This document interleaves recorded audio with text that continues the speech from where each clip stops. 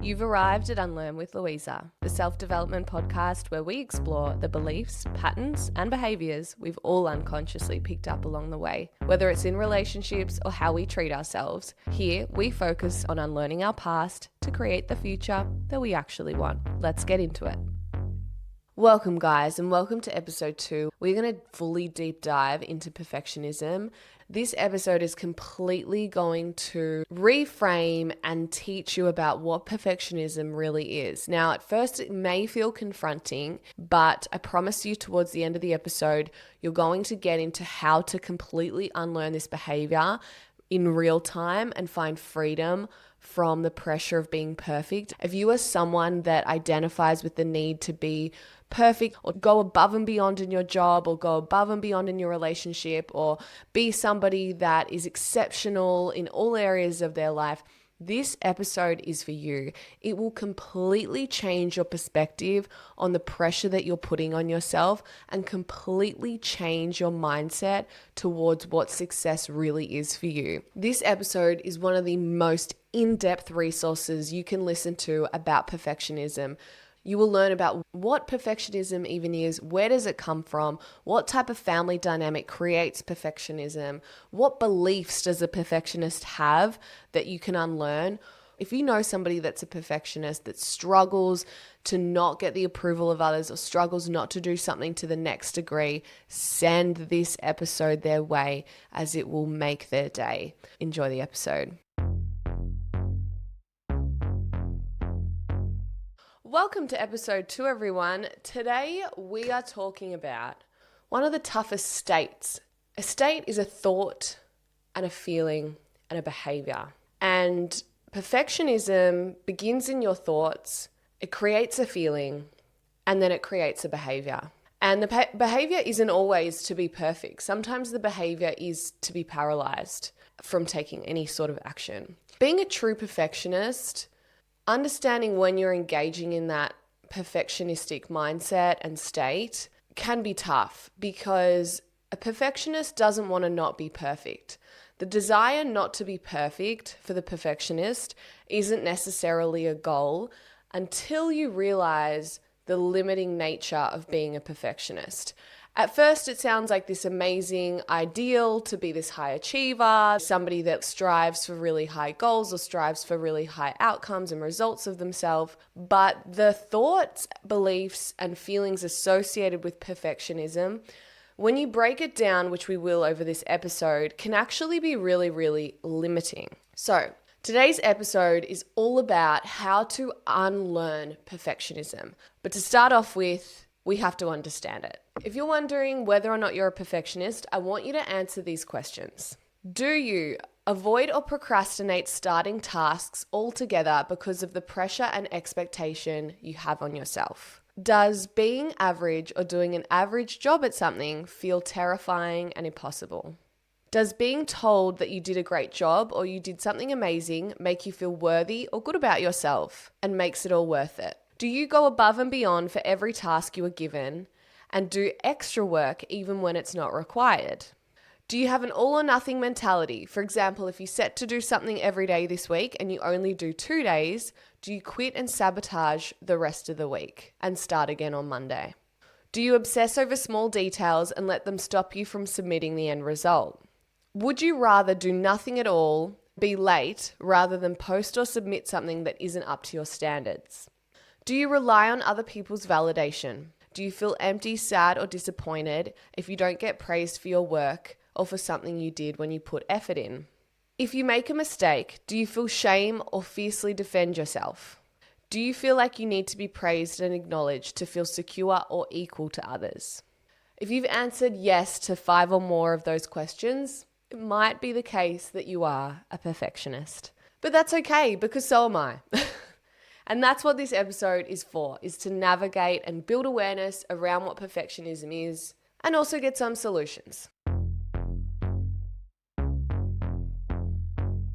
When I realized I had an issue with perfectionism in all areas of my life, it was pretty clear to me that once I got clean from my active addiction, when I got into recovery, perfectionism was like the secondary addiction or behavior that took its place of using. I had spent this really long period of time being anything but perfect. And so when I got clean and I became socially acceptable and I had friendships and I had a job and all of those things, I went to the other extreme where I felt like my worth then depended on my external experience and on my external outcomes. And one of the examples of that is actually in the beginning of one of my relationships. I swear all of my stories about the behaviors that we're unlearning in these episodes begin with a story about my relationships, but here we are. Anyway, I'm glad that they've been good for something. So basically, at the beginning of this relationship, this person knew that my relationship history in the past was pretty colorful, and I felt a lot of shame around the codependency and the unhealthy nature of those relationships. And so when I got into this new relationship with this new healthy person, I was like, okay, I need to do the complete opposite to what I did last time. So if I feel triggered, if I feel a feeling, I am not going to deal with that with him. I'm going to go to all of my friends and I'm going to navigate it there. And he's going to just see me as this like chill, perfect woman, right? And if I'm perfect and I don't bring anything up, that means I will be lovable, right? And so I did that pretty successfully for the first year. And what that did was in fact create a disconnect in that relationship because one, we weren't getting to know each other on a genuine emotional level. We weren't getting to know each other's emotional world. I was filtering myself. Yes, that was a part of me, somebody that wanted to be well and that wanted to not burden my partner with things that necessarily weren't his responsibility to heal. But doing that to an extreme created sabotage later in the relationship because when you hold your entire emotional world away from somebody, especially somebody as close as your partner, eventually it's going to come out sideways because what happened for me is I was so focused on trying to be this chill, perfect person that when I started to become comfortable and when I started to have really real feelings and I wanted to set boundaries or I needed to have maybe check my reality around something or whatever it is, it came out in a way that was really unhelpful and unproductive and created more shame for me. So it was like a cycle. By not just saying my truth and not saying it in the moment and just letting that energy release, I was bottling things up. And I was doing that to create a perfect image. And I was doing that to be lovable. And then the cycle is that then it comes out in a way where it shouldn't. It comes out in a way that is dysfunctional. And that actually creates exactly the fear that I'm trying to avoid. And that creates a disconnect and it creates turmoil in the relationship, which is the one thing that I was trying to avoid. So perfectionism can be in all areas of your life. Obviously, we think of perfectionism mainly in our work life, but that story, may that be an example for you to think and reflect, where am I trying to be perfect in some of my relationships? Maybe it's in a friendship, maybe you're trying to build new friendships and you're only filtering a certain image of yourself or you're not saying things that you actually truly like or mean. Let me warn you that doesn't last long. It is a people-pleasing behavior, but it is also coming from that foundation of I need to be perfect to be loved. And this episode is all about that and all about how to unlearn that. So let's get into it.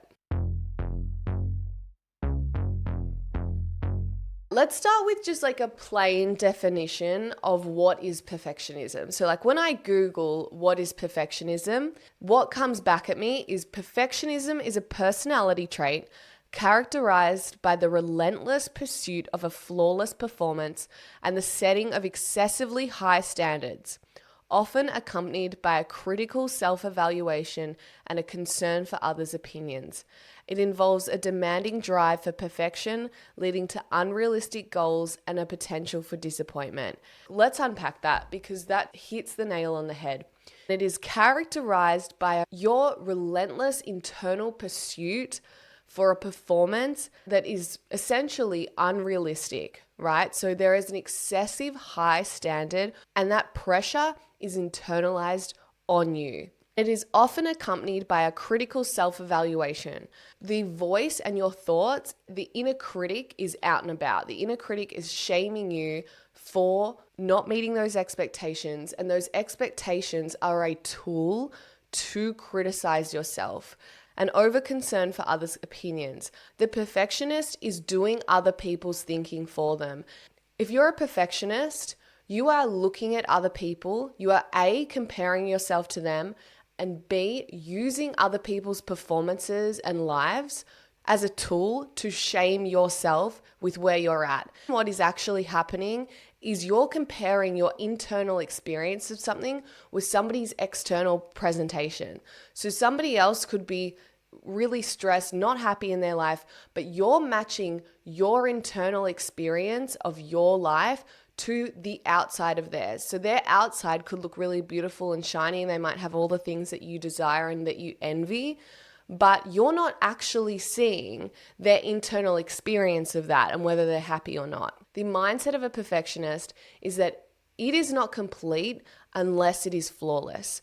It is not worthy unless it meets my high expectation, and often that high expectation is perfect in order so they feel equal and better than others. We'll go into why that is later in the episode. If you're a perfectionist, you will avoid tasks until the last minute because of perfectionism paralysis. So someone who is a perfectionist finds it easier to just not do anything at all because of the pressure that they put on themselves to be perfect, which creates a perfectionism paralysis. So it's a paralysis of taking action because of the intense expectation and pressure they've applied to themselves about completing the task. The paradox of that is that you're robbing yourself of actually becoming an expert, because the pathway to being an expert and creating a perfect result is by making mistakes, progressing slowly, and practicing something over and over and over again. See, the loss for a perfectionist is that cycle compounded over a long period of time. The perfectionist will imprison themselves in a reality they don't want to be in because they can't sit with the uncomfortability of having to make mistakes and progress in those early phases of learning a new skill or task. Perfectionists might stay in a job they don't want to be in because they're too scared to take that risk and take that leap because of the fear of navigating that early phase of being imperfect, and especially being seen to be imperfect by others. The pattern of a perfectionist to an extreme level begins with avoidance. So avoiding the task, avoiding the conversation, avoiding the person, and then moves to a perfectionism paralysis, the paralysis of taking action at all. Then the high internal pressure comes on yourself. So shaming yourself for not taking action, shaming yourself for still being in the same reality, or shaming yourself for not moving forward on that uni assignment or whatever it is. Then you will work yourself to the bone to get out of that self-shame and self-blame, which then will lead to a burnout, because the level of effort and intensity and expectation that you hold on yourself to be perfect for whatever task or conversation that you're doing. So let's say you're having a conversation with somebody and you avoid them, put that extreme high internal pressure on yourself to have the conversation and have it perfectly. And then you have a high pressure and expectation on them to meet your need at a level that soothes how you feel, or soothes the uncomfortability of the conversation. Then you will engage in shaming yourself around not being perfect if the conversation didn't go right. And then you will engage in escape behavior. Maybe it's compulsively scrolling. Maybe it is something more substantial like drugs or alcohol or gambling. And then the cycle continues. So then the next task happens, and avoid the task, put the pressure on yourself, do the task, work yourself to the bone, burn out, escape, and the cycle continues back to avoidance. The avoidance behavior is actually a internal function of the perfectionist that is trying to soothe the nervous system of someone that applies that much pressure on yourself. Because if you avoid it entirely, you don't have to feel that level of shame and intense stress, essentially. Perfectionism is a behavior and a tool to avoid the fear of abandonment. So every person that feels the need to be perfect will usually have an external validation system. So the way they feel validated, the way their worth is validated is through an external means. So through others, through substance, through social media, through something outside of themselves. They look to the world around them to feel good enough. Someone with an internal validation system knows their worth and value internally, and so they look to themselves to validate themselves. So that is the goal here. That is why we're doing personal development work, to move to an internal validation system. Why? Because validating ourselves means that looking to ourselves to feel good enough and to feel validated and to know that you're worthy and that you're whole and that you're okay is the only way that you're going to live a life that isn't for others, that isn't for the ego. So an internal validation system is where you have a deep relationship with your authentic self. But we'll go into that in another episode, and we'll go into depth because it's pretty wordy. And what are we talking about? Anyway, if you are a perfectionist, you have a fear of failure and a fear of abandonment. And the behavior of being perfect protects you from being rejected, replaced, or abandoned. Because if you were to fail, it would mean that you are unworthy, unlovable, and unacceptable. And so the behavior of being perfect is protecting you. The narrative is that if I'm perfect, I can't be replaced. I can't be rejected, because no one is going to reject someone that's perfect, right? But the reality is the very behavior of trying to be perfect actually creates the rejection and actually creates the abandonment, because it is not humanly possible to be perfect, because we burn out. We're human. Our humanness is our asset, but someone that doesn't know their worth and doesn't know their value deep down will spend their life looking outside of themselves to find that. And so that is what we're looking at over here. So when it comes to the fear of failure, fearing failure is about the story that you tell yourself if you were to fail. So if you tell yourself that if I was to fail, other people would see me as inadequate, the story is that I'm worried about what other people would think of me and what other people would say to me. But really, you're worried about that because of how you already feel about yourself deep down. People that know their worth and value, when they fail, other people's opinions on that doesn't impact them in the way it would if you didn't already have that trigger and belief inside of you. So fearing failure is because there is an attachment to success. So success means something about your worth and value. So if you were to fail, it would mean that you are unworthy, unlovable, and unacceptable. We will look at how to unlearn that in the next segment.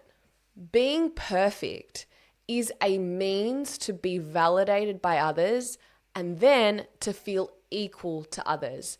Because somebody with low self-esteem needs to be validated and externally validated by others in order to feel equal to. So how do they do that? They be perfect in their work life, in their relationships, in their friendships.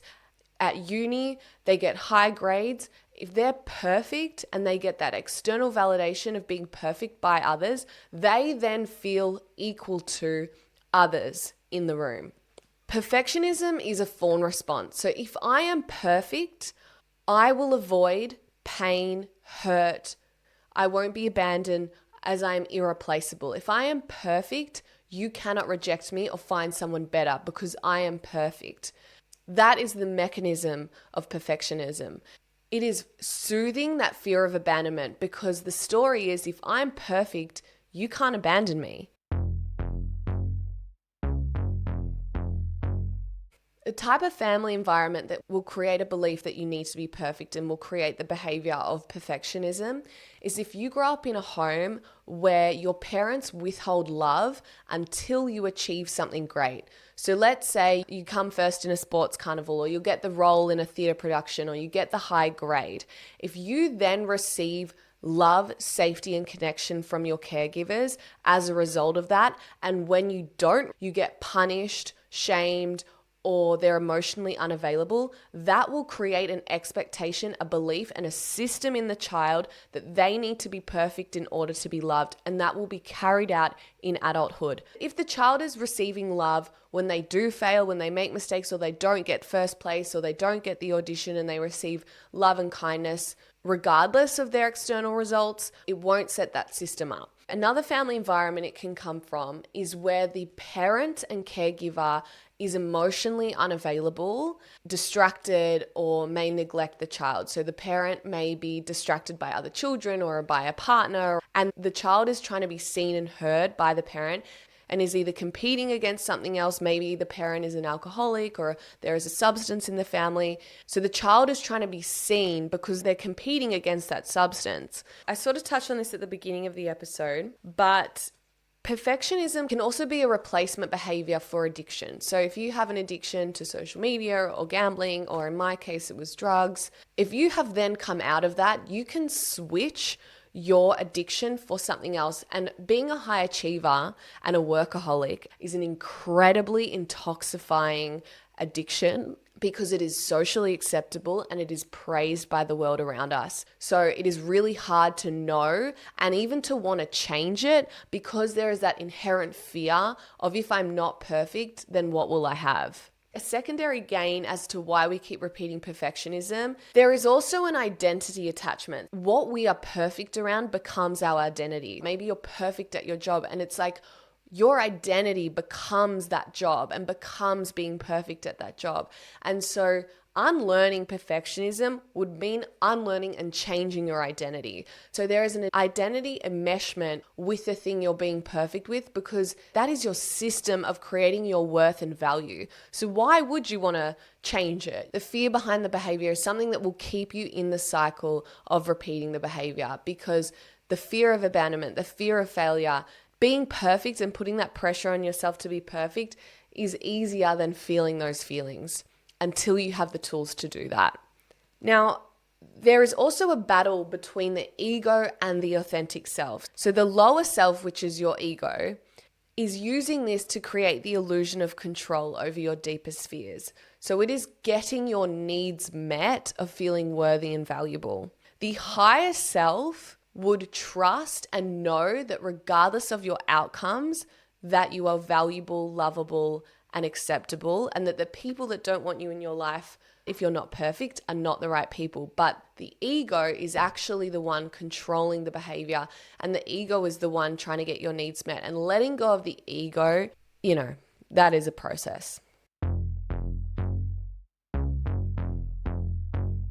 So what does it cost you to stay as a perfectionist? You would have heard this before, but life is about the journey and not the destination. I know it's a little bit cringe, but when you are a perfectionist, you are robbing yourself of enjoying the journey. You're robbing yourself of having fun, experiencing life, experiencing joy, celebrating yourself, celebrating your value. If you think back to yourself like 10 years ago, and you think about the pressure and stress that you applied to yourself in those times, and don't you think like, God, I wish I just enjoyed that. It all works out. I'm here where I am now. So I want you to really think about, we want to try and enjoy the journey more than the destination, because the reality is the journey is our entire life, right? And we can't change that. One thing also to remember is that you can actually achieve what you want to achieve without the pressure and shame that you apply to yourself as a perfectionist. You can achieve all of the stuff that you want to achieve, that the perfectionistic part of you is trying to achieve, without the shame, pain, and suffering along that journey. You can do that through love and kindness and joy and compassion towards yourself as well. You can still get the outcome you want without judging yourself. Now, talking in manifestation terms, being attached to an outcome like perfectionism does actually blocks you from it manifesting and from it coming into fruition. The energy of surrender and letting go is actually the energy that will allow the outcome to come into form into your life. So let's get into the coaching corner. How to unlearn perfectionism. So when it comes to any protective behavior, especially perfectionism, there is obviously fear about letting it go because there is a hole left in your life, whether that be purpose or the illusion of feeling worthy through that external means of what you're doing perfectly. Or you might be saying to yourself, well, I want to be perfect at something. It's good that I put my best effort in. I don't want to change that. And that is totally fair enough. But what we want to question is, how do you treat yourself if you weren't to do something perfectly?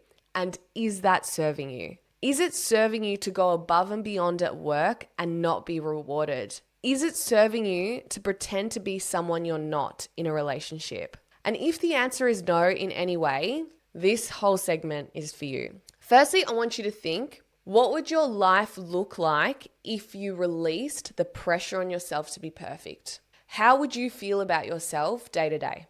How would you feel energetically? Would you feel lighter, happier, have more time for stuff that you love? I want you to consider, what would it mean if I didn't do something perfectly? So what do you make that mean about yourself when you don't do something perfectly? That's what you need to consider. If you want to journal on that, journal on that. All right. If you break down your thoughts and that response, if you get deep under that question of what do I make that mean if I was to fail, if I didn't do something perfectly, and you get into the fact that it would mean that you failed, or that you're going to be abandoned, or that you're not lovable, or that you're not worthy, or that people won't care about you, or people won't see you. To recover from perfectionism and unlearn the behavior, you have to start by reframing what failure and success actually mean to you. The end goal is to affirm your worth regardless of your external outcome. So regardless of whether you get the job, regardless of whether you're perfect in a relationship, to validate and have compassion for yourself and have love and value for yourself, regardless of all of that stuff. To be kind and treat yourself with respect, kindness, and love, regardless of what is happening in your external world. So you need to reframe what failure means to you. You need to reframe what success means to you. So here are some possible reframes. So what if you reframe success to just be progress? If I progress today, I've succeeded. What an amazing belief to have. Like, imagine actually applying that in your life. What if you define success as taking action rather than completing the outcome? So I took action today. Perfect. I've succeeded. I've moved forward in my goal. Even if that action was a mistake, even if that action wasn't perfect, even if that action was that you wasted time and you're fluffing around with technology like me, that still means you're moving forward and you're succeeding.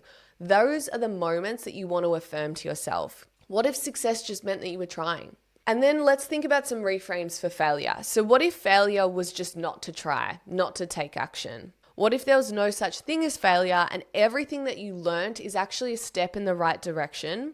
And what if any type of rejection was just a redirection to something better, something that is more aligned for you? That is a belief that successful people have. Now, obviously these sound amazing and you're probably listening going, yeah, sounds great, awesome, I'm going to apply that. However, in the moment, next time, I want you to think, when your boss tells you off, or you don't get the job you wanted, or your partner gets angry at you, and you make a mistake in your relationship, or maybe your content doesn't go viral, and you feel a warm burn of shame and judgment on yourself, and your mood is then impacted, and you personalize it to be about you and your worth, I want you to do this practice, okay? So save this, get out your notes app, and I want you to write the event. So fill in what the event was. So maybe your boss told you off or your boss got angry at you. Then I want you to write the story I have attached, what I made that mean. So my boss yelled at me. I made that mean that I'm going to lose my job, that I'm not worthy, I'm shit at my job, I'm going to lose everything, I'm going to lose my financial future. Then you're going to write how I want to protect myself. So maybe it's that you fawn response, that you try and get his validation, or you go above and beyond, or maybe you want to escape and drink a lot or whatever. I want you to write how you want to protect yourself from that feeling. Then you're going to write, what am I going to do instead? What do you actually need right now? So you can write that as the next one. What do I need right now? Maybe I need to see myself. Maybe I need to journal. Maybe I need to tell myself that it doesn't matter if he yelled at you. Like, he's just a bloke that's going through stuff and he's taking it out on me. I'm doing my best and I am valuable. And if he's going to reject me and I'm going to lose this job, I'll get another one. You want to really coach yourself, see yourself, and validate yourself. Create that internal validation system. Then you're going to write what I can make that mean instead that will serve me. And that's where you're going to put in your reframe. This is a trigger log that you can put in your notes whenever you want. So write that down in your notes if you can. If you're driving, obviously don't do that. Just mark this for later. And I want you to put your hand on your heart after you've done this and tell yourself that your external world does not reflect your internal worth. Your external world does not reflect your internal worth. Go and do whatever it is you need.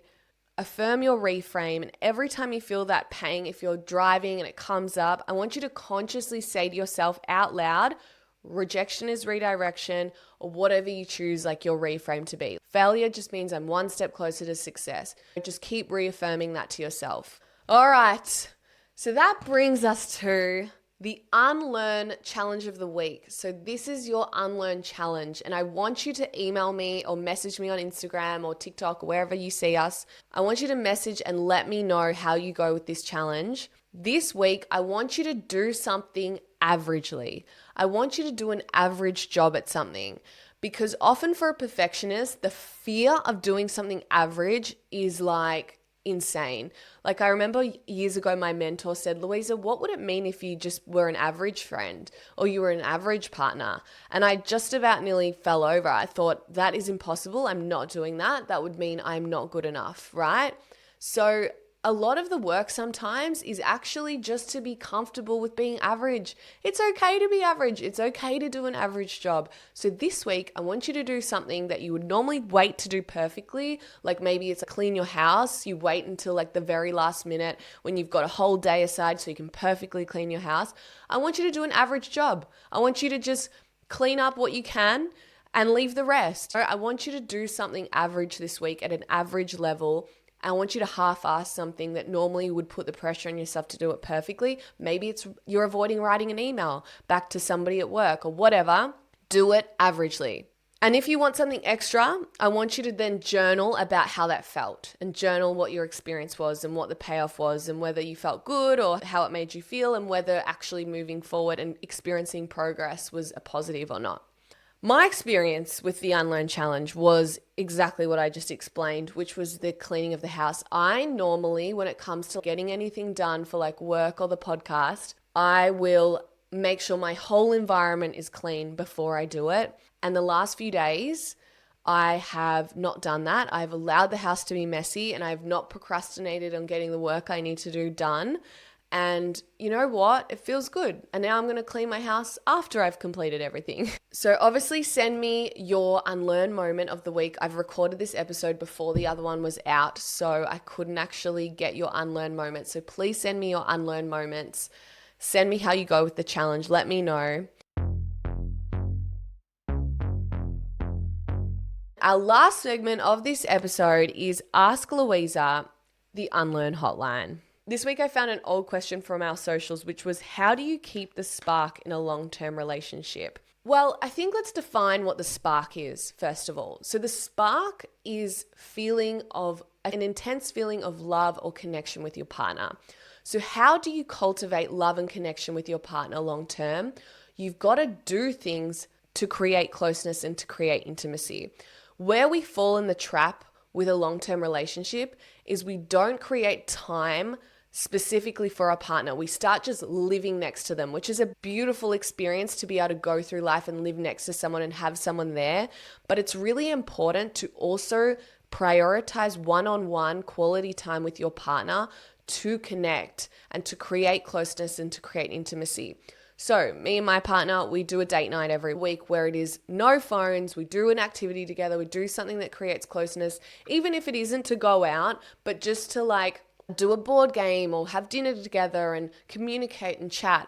And every single time I'm like, oh, I can't be bothered doing date night. Like I got to log it in. And then once I do date night, our connection is so much better afterwards. It always is beneficial. You need to schedule connection and closeness in the relationship. I know we're taught that like it's meant to just be this like spontaneous, amazing thing that just happens because we're in love. Love is action. Love has to be nurtured, and we have to foster love in our action by nurturing it and being intentional to create it. It's not just something that's energy that just happens. Love is something that you have to nurture in order for it to grow. And so you need to nurture the relationship by creating time for each other. If you're already doing that and you're still not feeling close to your partner, there's probably a conversation that you guys need to have that's not being had. So I want you to journal and think, what am I not saying? And just write 3 pages on what am I not saying to my partner that I need to say? What feelings am I harboring towards them? What thoughts am I having about them when they're not around? And just explore in your journal around what is going on internally. And a conversation, I promise you, an honest conversation with whoever it is, your partner, your friends, will completely change the vibe that you feel between them. Sometimes it's just about being honest that you don't want to have sex with them, or being honest that you're feeling disconnected from them. And just saying that creates connection. All right, guys, we are at the end of the episode. Thank you so much for making it here. I will see you guys next week. Please email me any more questions that you have, any hotline questions, email them at podcast@unlearnwithlouisa, or send us a message on socials. I will see you guys next week. Thank you so much for getting to the end of the episode, and congratulations for choosing to create a future that's actually yours. If you got something out of this episode, please share it with someone who needs to hear it, and keep up to date with me by following wherever you listen to this episode. If you haven't already, I'd love it if you could also leave a review. If you want more from me, you can find me on any platform at Unlearn with Louisa, or head over to my website unlearnwithlouisa.com to work with me as a coach. And I will see you at the next episode.